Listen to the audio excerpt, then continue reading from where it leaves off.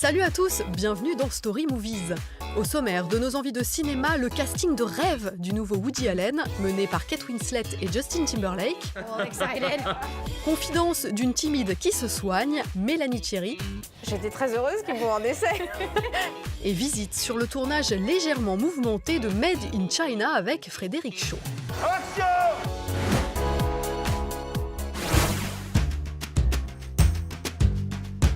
Rencontrer les acteurs d'un film de Woody Allen, c'est forcément se faire très plaisir. Hi. Hello. Hi, Kate. How are you? Nice to see you. Le cinéaste a réuni dans Wonder Wheel un quatuor de folie. Kate Winslet incarne une ancienne actrice reconvertie en serveuse, mariée à James Bellucci, qui tombe amoureuse du même homme que sa belle-fille, un séduisant maître nageur joué par Justin Timberlake. Okay. Well, we'll be way better than them. I'm sure. Yeah. You're younger. Yeah, we're fresh. Sauf qu'ici, le vaudeville se mue rapidement en tragédie. Don't you think you're being a little melodramatic? Wonder Wheel, un film aux couleurs chatoyantes, écrit comme une pièce de théâtre, décryptage de la méthode Woody Allen par ses comédiens. Woody Allen is very good at describing relationship, but would you say he's better at telling stories about men or women? He does have a remarkable ability to be able to create these very multi-layered women who make no apology for who they are, you know, and emotionally they feel everything very, very strongly. And that was very much the case with Ginny, you know, everything she feels is a gigantic emotion. But she's also was an actress. The character was an actress, so there's this great sense of drama Yes. to everything she feels. Yes. I took the money, not him. You took it. Yeah, I needed it to pay for a psychiatrist for him. What? That's right. They're a lot of money, and he's been going every few days. I didn't want to tell you. You took my savings to pay for a head doctor. Look, he needs help. My favorite thing about every Woody Allen film that you see is that there's always this little tiny decision that each character makes that turns into, you know, you said detrimental, which is the perfect word to describe what happens. That, you know, Crimes and Misdemeanors, Hannah and Her Sisters, Match Point. Those three movies could go in the top 10 movies of all time, and they're made by the same guy. They hit you in a way where it's like life is subtle. Life is very subtle, and the smallest decisions can be Detrimental. detrimental. That's our word of the day. We've got this down. We've got this down. We're good. me. Oh no. She might be, I'm a really bad speller. Justin can do that. Detrimental. Yeah. You know, he writes very, very long scenes. Some scenes are 14 pages long, and we would shoot everything in one continuous take. Yeah. Very theatrical in that sense. And every break we had, take a little nap, get some energy back to go back. I mean, it was intense. I really had the feeling I was sometimes watching a play. I even thought about A Streetcar Named Desire. This film is very evocative of those types of stories, those types of films, that particular period in time. And I think that I was very aware of that. But actually, for me, I really tried to play against that because I wanted to make Ginny. I wanted her to be a totally separate woman to any female character like that who's gone before, you know. It felt very theatrical to me.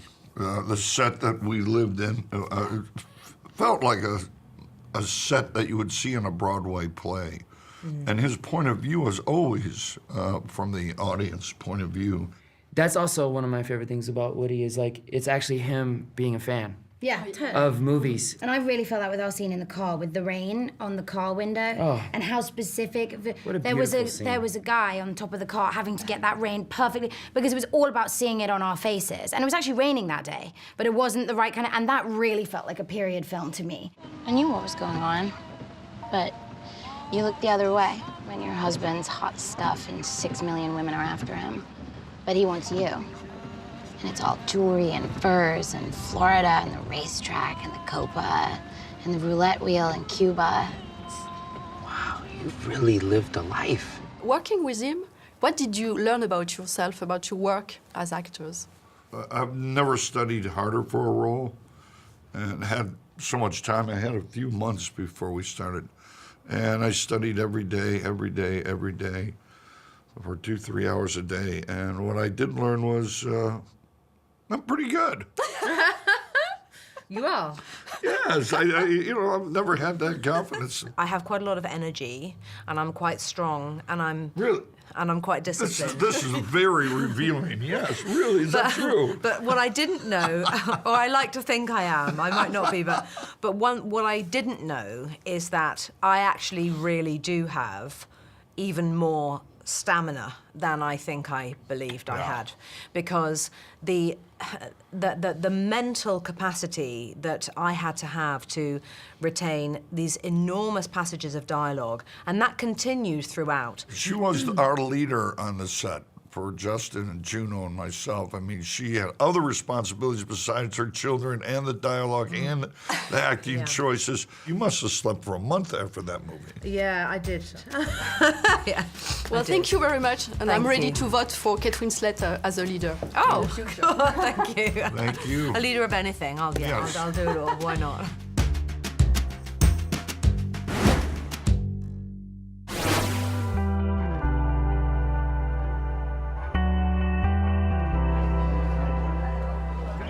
Il est 7 h, Paris, ou en tout cas l'un de ses quartiers asiatiques, s'éveille. C'est ici, métro Olympiade, que se tourne Made in China, comédie attendue pour la rentrée, imaginée, écrite et interprétée par une figure du cinéma français. Retourne dans 1 heure, dans 2 ou 3, ça change rien par rapport au phare. Non pas lui, l'assistant réalisateur qui s'active, mais lui, Frédéric Shaw, 40 ans, humoriste franco-vietnamien révélé par le Jamel Comedy Club et confirmé par Qu'est-ce qu'on a fait au bon Dieu. Il retrouve aujourd'hui son pote Mehdi Sadoun, lui aussi à l'affiche de la comédie aux 12 millions d'entrées, pour un film qui parle, de lui un petit peu. C'est une mise en lumière en fait de la communauté asiatique en France, une communauté qui me parle et qui n'est pas souvent traitée. Et je voulais que ça soit fait au cinéma pour qu'on puisse un peu nous connaître, comment on vit. Et au final, en fait, c'est pas un film communautaire, c'est plutôt un film qui traite de thématiques assez universelles, qui sont l'identité, la transmission, la paternité. Qu'est-ce que c'est d'être aujourd'hui français avec une autre origine? Voilà, je traite de ça. Il y a une vraie universalité en fait dans ce film. Avec la protection métallique. Celui qui est au niveau du truc jaune, de la barrière jaune. Exactement. Ouais. On est rue de Tolbiac. Donc c'est l'arrivée de François et Bruno qui arrivent dans le 13e arrondissement et qui cherchent l'endroit où ils doivent aller. Et donc ils vont poser une question à une passante pour se repérer parce qu'il n'est pas venu depuis 10 ans dans le quartier, il est un peu perdu, le quartier a changé. Voilà ce qu'on raconte. Et action! Alors, action! J'ai envie d'être un peu seul en ce moment. Ouais, attends, déjà, la situation, je crois qu'elle est au-dessus de chez ton frère, faut qu'on retrouve un petit peu. Excusez-moi, mademoiselle, vous savez où est ton frère? Coupé! On est à 3 jours de la fin du tournage. Voilà, dernière ligne droite. C'est l'hiver, on tombe malade, on a eu de la neige, du vent, du froid, on a tourné de nuit. Mais on a fait même des petites cascades en voiture et on n'a rien cassé. Donc non, ça s'est plutôt bien passé. Pas de chance, la jeune productrice, dont c'est seulement le 3e film, a parlé trop vite. Non, et là ils sont pas centrés là. Voilà. Mais tout s'arrange juste à temps pour tourner la suite de la scène avec nos 2 imitateurs. C'est un plat, moi, tu filmes des tours, bon, voilà quoi. Les gens ils s'extasent pour rien. Ça rigole, mais très vite, ça n'entend plus rien.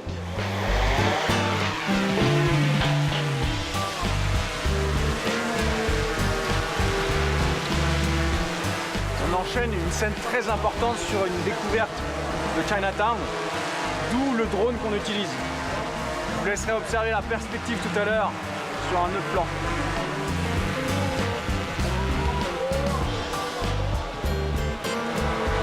Nous tournons une scène qui se déroule normalement au mois d'août. Or, là, nous sommes au mois de décembre. Autant vous dire qu'il caille, sachant qu'actuellement, il fait 3 degrés.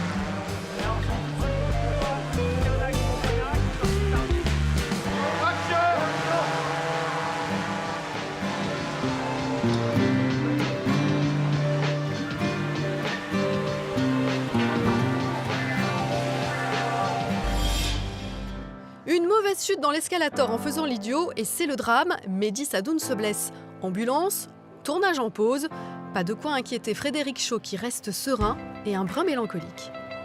Moi, il faut savoir un truc, c'est que sur ce tournage, j'ai perdu 5 kilos. Je suis un peu tombé dans les pommes, de fatigue aussi, parce qu'en plus, je suis papa d'une petite fille de 5 mois, donc je suis assez crevé. Mais je savoure chaque instant. Je pèse mes mots quand je dis ça. Je suis tellement heureux de faire ce film et voilà. Donc je suis assez triste et heureux parce qu'on arrive vers la fin, mais toute bonne chose a une fin.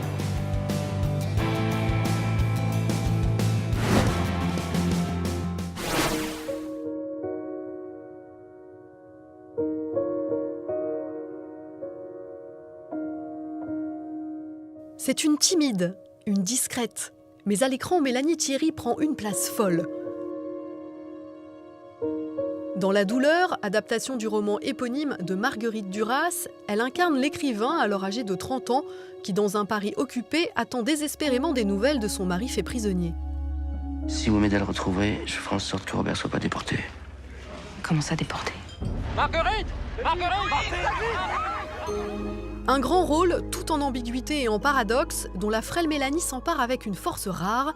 Malgré la présence de Benoît Magimel et Benjamin Biolay, on ne voit qu'elle.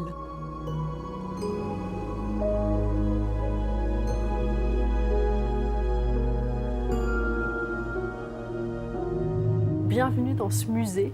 Alors, au musée du Général Leclerc de Haute-Cloque et de la Libération de Paris, musée Jean Moulin. Vous connaissiez cet endroit? Non, je ne connaissais pas. Alors, vous incarnez cette jeune Marguerite Duras, déjà écrivain, mais en pleine occupation. C'était qui pour vous, cette femme, avant que vous ne Moi, je ne connaissais pas très bien Duras. Je connaissais parce que j'avais lu comme ça les livres un peu emblématiques, que ce soit L'Amant ou le barrage contre le Pacifique, mais je me suis surtout plongée dans Duras pendant tout le long de la préparation pour lire tout le rattrapage que j'avais à faire, puis de pouvoir un peu comprendre, de m'intéresser à son écriture, de m'intéresser à comme ça cette litanie, cette façon de répéter les choses qui te donne un peu le tournis, qui sème un peu le trouble, qui t'égare. Et puis c'est de toute beauté, quoi. Mais c'est vrai que c'est vous qui avez demandé à passer des essais? Alors c'est ce qu'il dit, moi je suis pas tout à fait d'accord avec lui. C'est Emmanuel Finkiel, le réalisateur. Le metteur en scène. On avait travaillé ensemble, du coup on se connaissait. J'avais tellement aimé travailler avec lui sur Je ne suis pas un salaud. Et là je savais qu'il s'attelait à la douleur et qu'il était en fin d'écriture et qu'il allait forcément à un moment ou à un autre rechercher la comédienne pour l'incarner. Mais il faut un peu de courage pour demander à un metteur en scène de passer des essais et un peu de toupet pour lui dire « Est-ce que tu m'envisagerais dans ce rôle ?» Et moi, je sais que je ne suis pas tout à fait capable de ça. Et puis, il y a quelque chose de délicat, c'est que quand tu es dans l'écriture pendant des mois et que tu n'imagines pas une actrice, tout est de l'ordre du possible. Bien sûr. Et tout d'un coup, quand tu vois des comédiennes, ça devient terriblement concret et c'est déstabilisant parce que tu te dis qu'il va falloir faire avec cette voix-là et ce visage-là et cette émotion-ci. Mais j'étais heureuse qu'il me voie en essai. J'étais très heureuse qu'il me voie en essai. Vous savez, on m'a dit quelque chose une fois sur la peur. Sous les rafales de mitraillettes, on perçoit l'existence de la peau de son corps. Sixième sens qui se fait jour. Vous parlez de moi quand vous dites ça? Vous pensez à votre mari?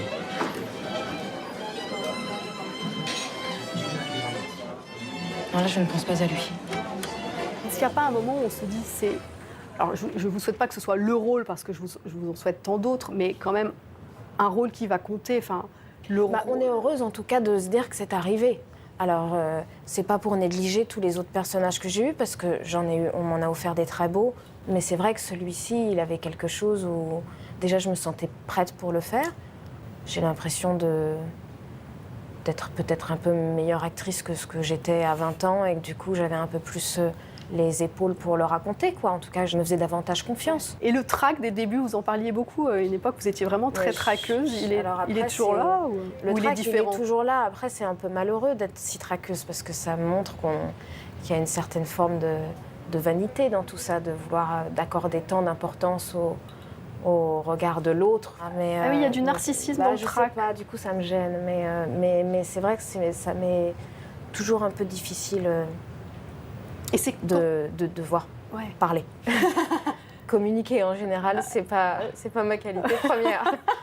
Oui, mais jouer, par contre. Mais oui, en jouant, jouer, on dit plein de choses. On se dit qu'on est un personnage, on est protégé par plein de choses. Moi, je sais que je préfère qu'on me raconte dans les films qu'en interview, par exemple.